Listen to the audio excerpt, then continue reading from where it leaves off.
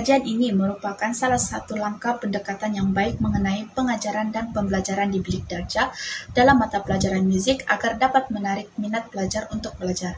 Terlebih dahulu, muzik merupakan bidang seni dan sains yang menggabungkan suara, vokal atau instrumental, serta bunyi atau reka bentuk semula jadi dan persekitaran, dengan cara yang menyenangkan estetika manusia, corak kognitif dan emosi dan juga mencerminkan budaya.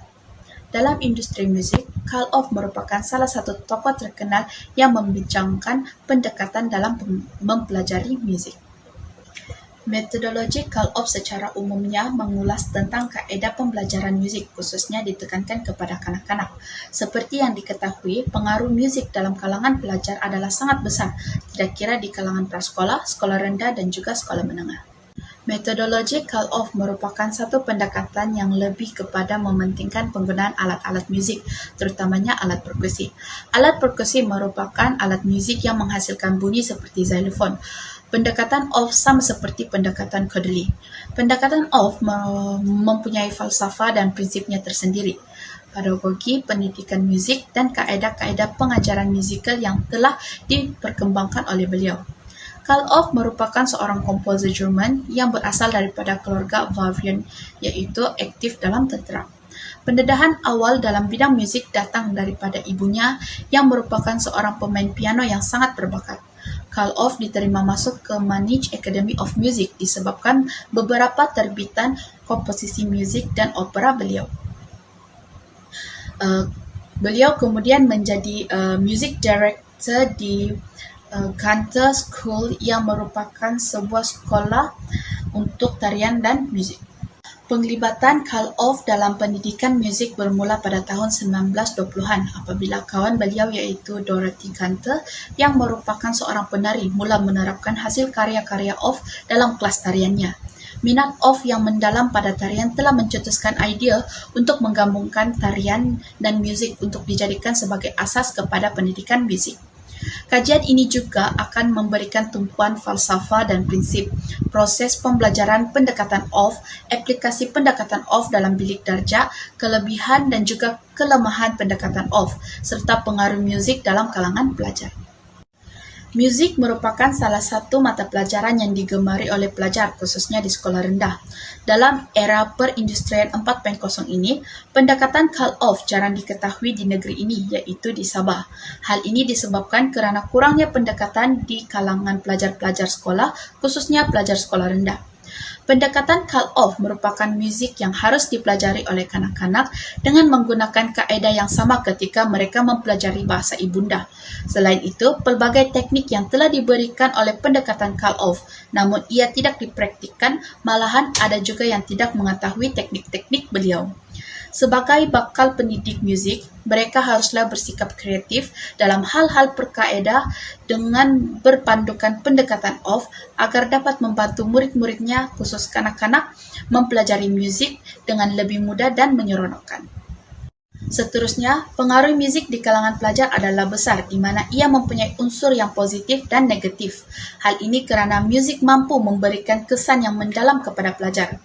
Ketika menjalankan kajian ini, permasalahan atau isu yang timbul adalah kebanyakan sumber hanya boleh didapati melalui internet.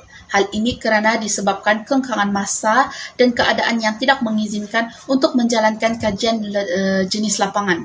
Selain itu, kajian yang dijalankan juga merupakan jenis kajian yang berbentuk teoretikal yang memerlukan fakta. Terdapat 3 objektif kajian. Yang pertama, mengkaji aplikasi pendekatan Carl Orff dalam bilik darjah dan juga proses pembelajaran pendekatan Orff. Yang kedua, mengenal pasti kelebihan dan kelemahan pendekatan Carl Orff. Dan yang terakhir, menganalisis pengaruh muzik dalam kalangan pelajar dari segi positif dan negatif. Bagi soalan kajian yang pertama ialah apakah faedah-faedah atau aplikasi yang digunakan dalam bilik darjah melalui pendekatan Carl Orff. Seterusnya ialah apakah kelebihan dan kelemahan yang dikenal pasti melalui pendekatan Carl Orff. Dan akhir sekali ialah bagaimana muzik boleh mempengaruhi kehidupan di kalangan pelajar-pelajar, tidak kira sekolah rendah, sekolah menengah atau institut pengajian tinggi, universiti. Bagi kepentingan kajian pula, kajian ini dapat membantu khususnya untuk guru-guru di sekolah rendah untuk lebih kreatif dan menarik dalam pengajaran dan pembelajaran dalam bilik darjah. Seterusnya, pelajar-pelajar di Sabah dapat menambah ilmu, pengetahuan dan pengetahuan mengenai pendekatan ini. Dan selain itu ialah guru-guru dapat mempraktikkan aplikasi atau kaedah-kaedah yang digunakan dalam bilik darjah. Seterusnya, kepentingan kajian ini dapat mengetahui sebuah alat muzik yang direka tidak memerlukan tahap kecakapan yang tinggi dan kemahiran musikal yang tinggi. Dan akhir sekali ialah bertujuan untuk membantu pihak yang terlibat mengenal pasti kaedah yang terbaik untuk mengukuhkan dan meningkatkan minat kerja amali pelajar.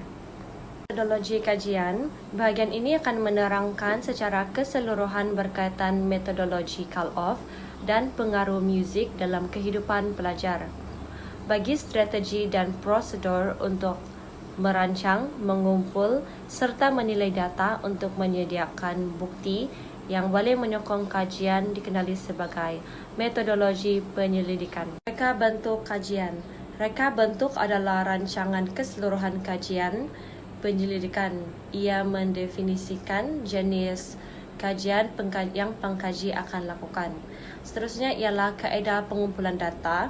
Kaedah pengumpulan data adalah proses pengumpulan dan mengukur maklumat berdasarkan pemboleh ubah disasarkan dalam sebuah sistem yang sedia ada, membolehkan menjawab soalan relevan.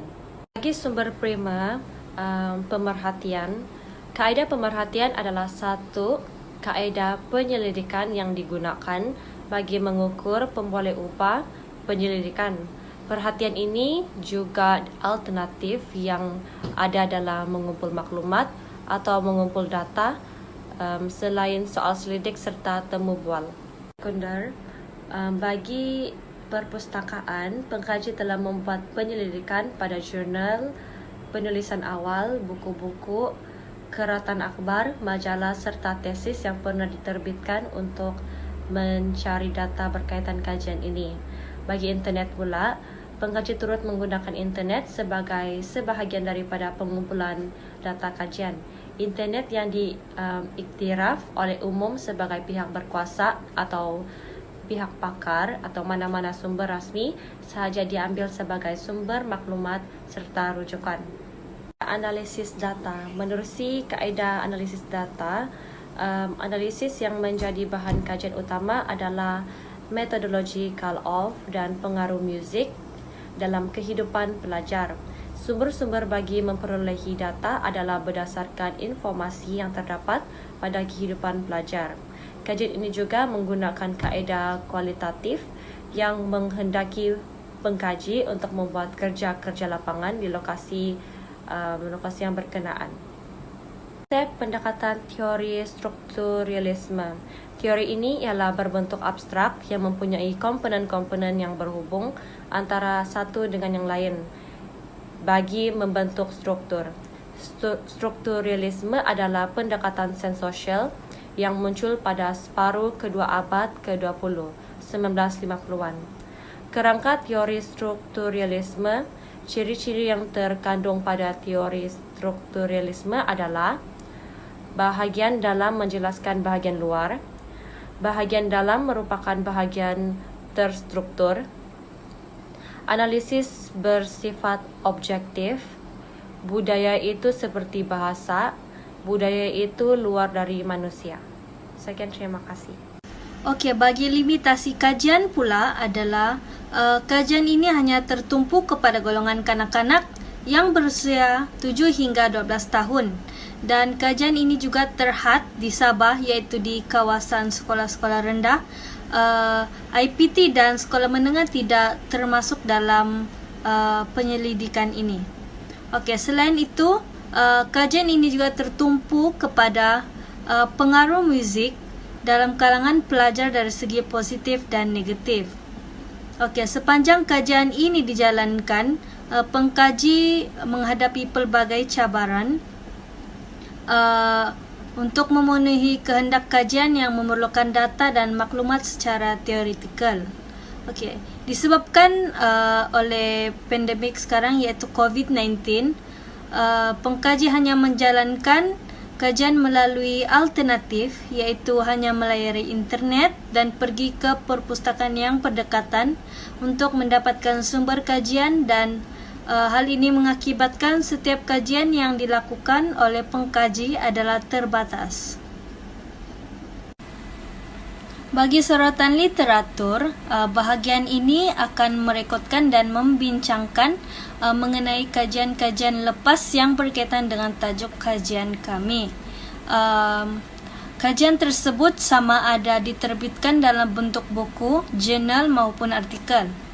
Pengkaji telah mencari maklumat berkenaan bahan kajian melalui buku rujukan dan bahan-bahan multimedia dengan mengunjungi beberapa buah perpustakaan di sekitar KK, seperti di Library UMS, dan sehubungan dengan itu pengkaji juga telah dapat mengumpul beberapa maklumat daripada terbitan buku, majalah akademik, jurnal dan juga sebagainya. Bagi falsafah dan prinsip, menurut Awang Kelabu, percakapan juga merupakan satu elemen yang penting ataupun elemen yang utama dalam pendekatan off, dan beliau mempercayai bahawa transisi daripada percakapan kepada aktiviti berirama dan kemudiannya kepada nyanyian merupakan transisi pembelajaran yang paling natural untuk kanak-kanak.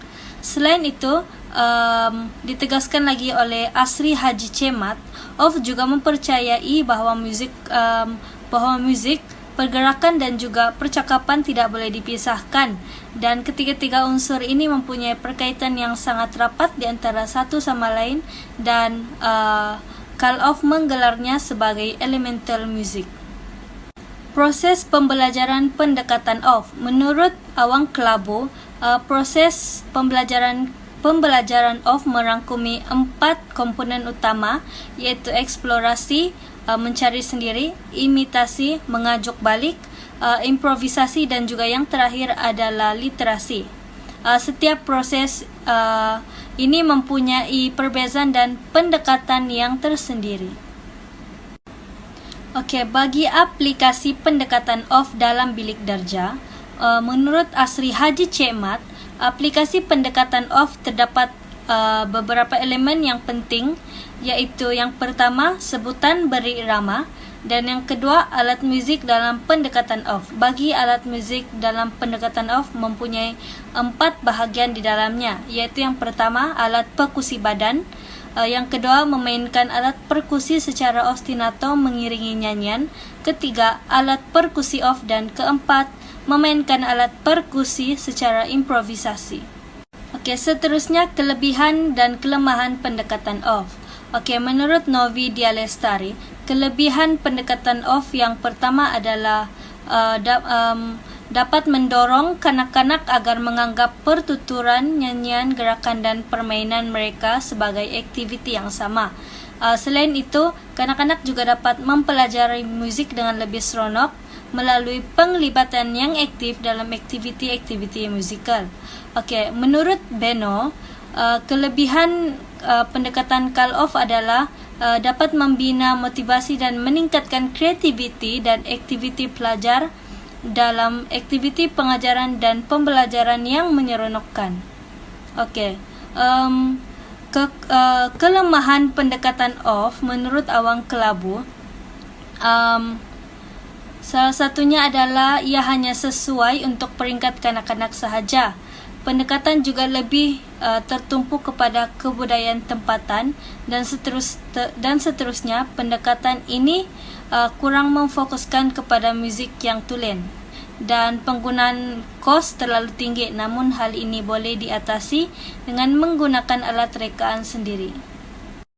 Okey, pengaruh muzik dalam kehidupan pelajar. Pertama sekali saya akan jelaskan mengenai positif. Okey, menurut Hamisan bin Salim, pengaruh muzik dalam kehidupan pelajar adalah sangat besar. Di dunia masa kini, muzik merupakan bentuk hiburan yang paling popular untuk golongan muda, terutamanya remaja dan pelajar. Okey, menurut Gardner, Penggunaan rangsangan muzik bertujuan untuk mengubah suasana pembelajaran dan agar lebih menarik dan pelajar boleh sambil berhibur, tenang dan tidak tertekan. Menurut Emil Danatira, pengaruh muzik juga dapat memupuk sikap berdisiplin dan bekerjasama di antara pelajar serta sasya yang baik dan juga sebagai salah satu langkah pendorong utama kepada pelajar untuk hadir ke sekolah.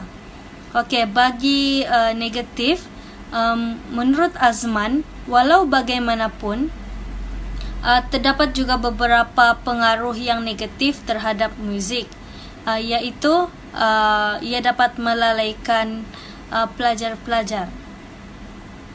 Bagi penutup pula, secara keseluruhan, metodologi Karloff merupakan satu pendekatan yang mudah dan senang untuk diikuti dan dipelajari oleh kanak-kanak kecil yang berusia 7 hingga 12 tahun.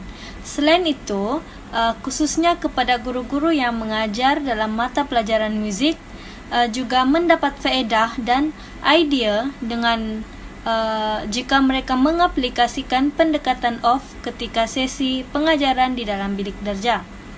Hal ini kerana pendekatan off banyak membincangkan dan menerangkan mengenai aplikasi-aplikasi dalam bilik darjah dan proses pembelajaran yang digunakan oleh Karloff.